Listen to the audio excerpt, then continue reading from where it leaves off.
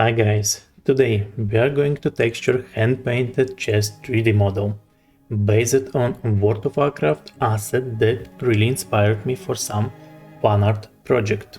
I made some changes on the shapes and added a bit more quality so it looks more like hero asset than a small little prop. If you wanna make similar 3D model and follow the video, here are some side and front view screenshots. For texturing we are using 3D Code, still one of the most comfortable software for pure brush paintings. As we paint in unlit mode, I will bake some ambient occlusion for better visibility of the model and just paint over it. Occlusion layer is set on multiply. Using fill tool, I will add the base colors. For base colors I prefer to go with medium values, so I have a good space for shadows and highlights.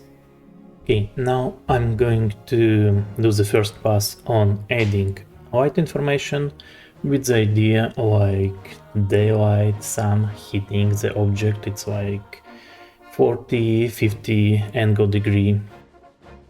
Using hard brush, 100% opacity and blending things together by pressing a lot of VK, that is a shortcut key for picking the color.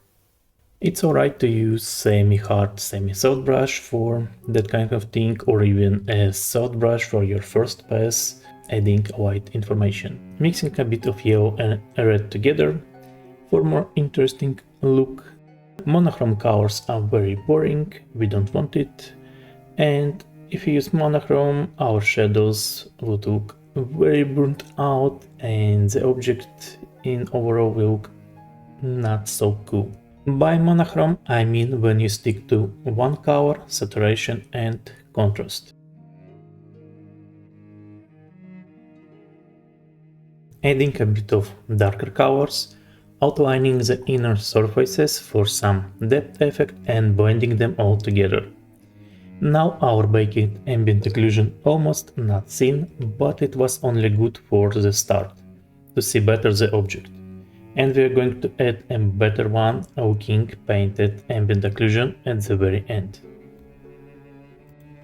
Once we have a main colors painted around, I just pick them from different places of the object. Or you can left your color scheme colors as dots on the object and just for easier color picking.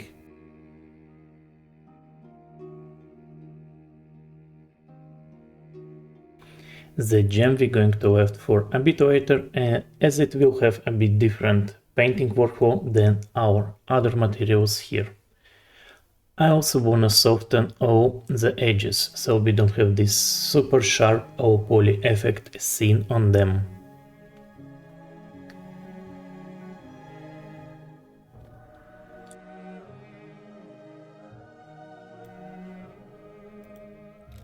A lot of color blending work, picking the closest colors and mixing them all together.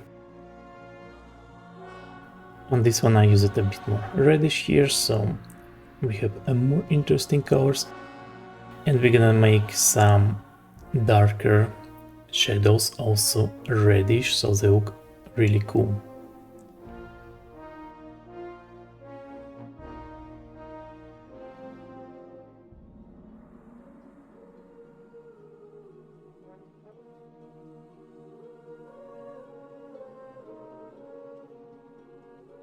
Softening the connection between gold and this reddish material. Make sure your brush connective setting is off, so you can paint on both mesh face at once that are close to each other. Turn on mirror function if you need similar details on both sides of the model, but don't have mirror on UV map. It will simplify your life, and turning it off you still can add unique details. Now let's add some golden trims, starting with a new layer and some darker ambient color.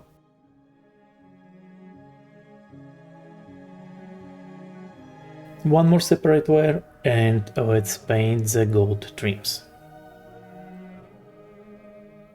splitting the trim on darker and lighter surface,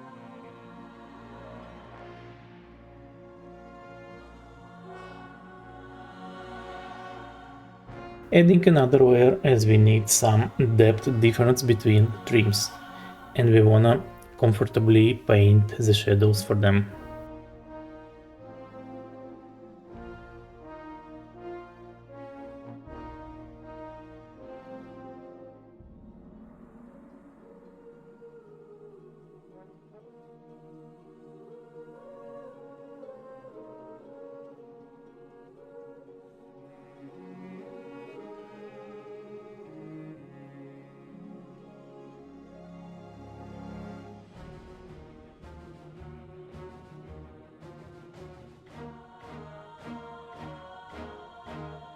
Alright, now let's add some details on the gem. Starting with darker color with soft brush, creating some gradient and ambient around the gem. Then some reflections under the gem. Pick for that some very saturated and juicy color. Following by ghosts on upper side of the gem. For ghosts we want some unsaturated and more whitish colors. Everything on separate layers so we can adjust things easily with a razor brush. Then I will pick some noise brush for adding a bit more interesting details in ghostiness. And the gem is mostly done. Now painting additional color on separate layer under our golden trims.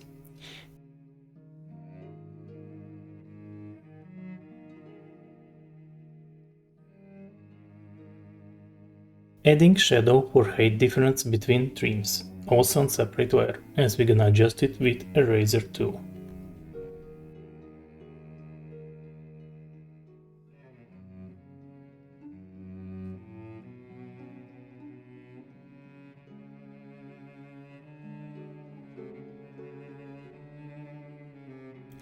Now let's paint some damage and line arts. I will start with painting only darker details at first, as I prefer to add highlight pass for everything a bit later after I finish it with line arts to not mess these two steps.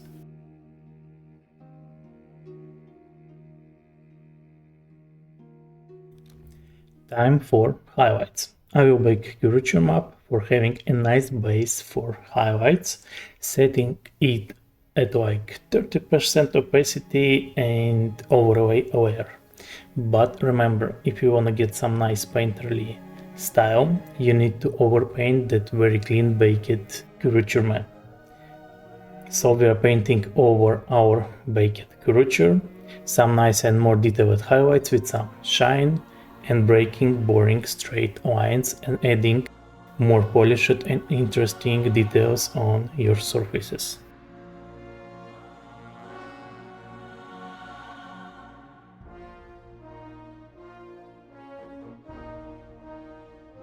When painting highlights for metals, we want to make them with some pointy shine where the light hits the most. But be careful with not making too much of that noisy dot shine effect everywhere, it would not look cool. Have the balance.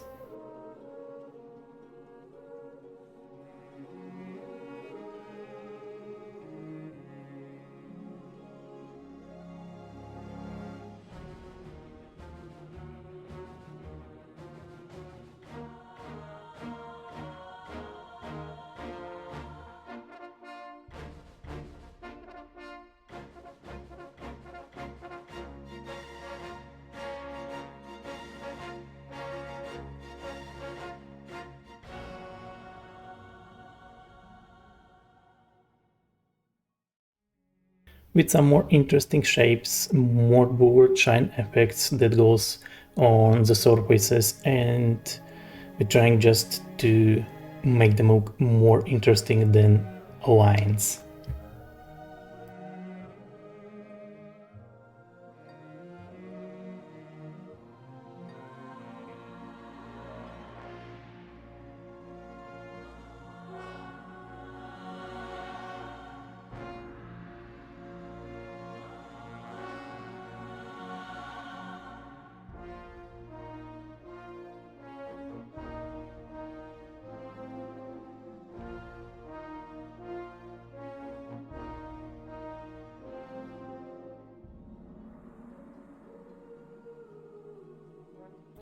For highlights on the clothes or wood, we can go for even more chaotic and soft paintings and make the difference between materials so the metal doesn't look the same like your clothes.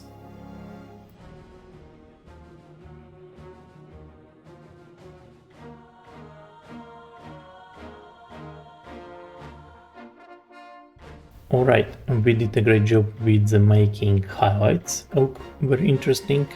And now we're going to do pretty same thing, but with the main surfaces, adding additional colors and some decals on our goats.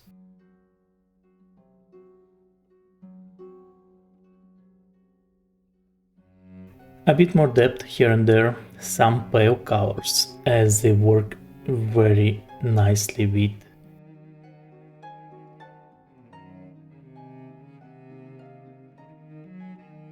Adding reflections on your metals is the next level. Try it out and you will never get back.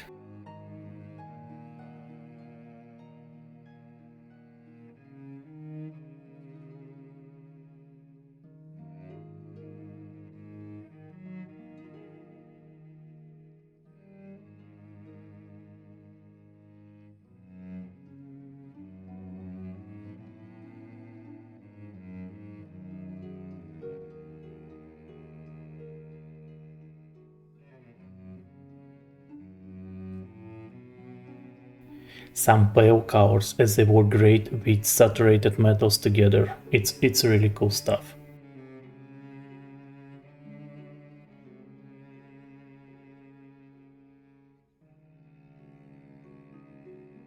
Red material is lacking a bit, so it's time to add those details to it. More juicy saturation, blend it all nicely, building some texture details.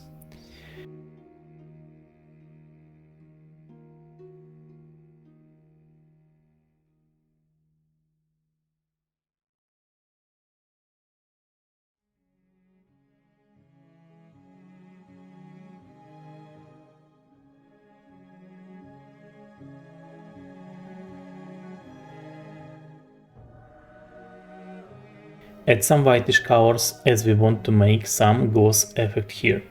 Also blend it nicely with reddish, make sure it's on separate layer as you might want to adjust it with a razor tool.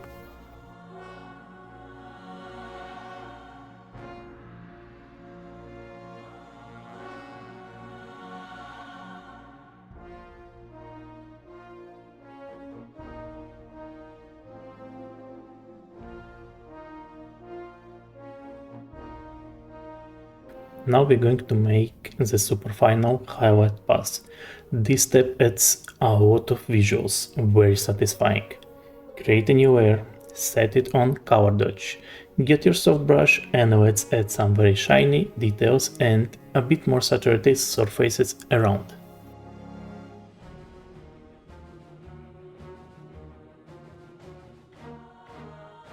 As the very last step, we want to add some painted ambient for nice depth effect and good feeling between chest parts. Separate layer, soft brush, painting some darker reddish color and adjusting it with a razor tool.